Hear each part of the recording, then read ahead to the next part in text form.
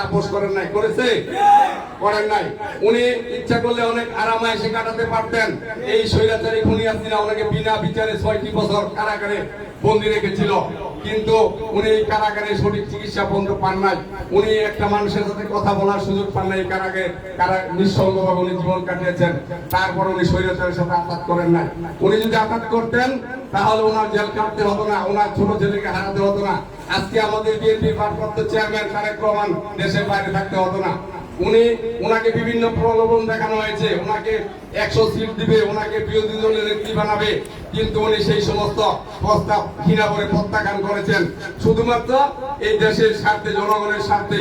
আজকে এই খালেদা জিয়া শুধু বাংলাদেশের বিএনপি নেত্রী নন, উনি বাংলাদেশের আপামর জনগণের নেত্রী, এশিয়া মহাদেশের মধ্যে সবচেয়ে জনপ্রিয় নেত্রী উনি বাংলাদেশের প্রথম মহিলা প্রধানমন্ত্রী ছিলেন। আজকে আমি যুবদলের পক্ষ থেকে এই জাসাসের নেতা কর্মীদের ধন্যবাদ জানাই আপনারা এরকম সুন্দর একটা আয়োজন করার জন্য।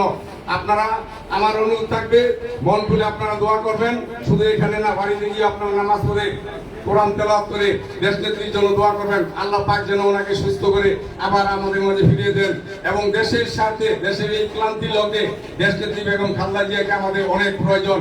আল্লাহ পাক যেন আমাদের দোয়া কবুল করেন।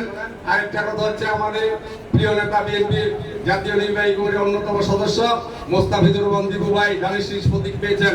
আমরা ঐক্যবদ্ধভাবে যাতে ওনার নির্বাচন সম্পন্ন করে ওনাকে জয়যুক্ত হয়ে সংসদে প্রেরণ করতে পারি, সেই জন্য দোয়া করবেন। সবাইকে ধন্যবাদ। আসসালামু আলাইকুম।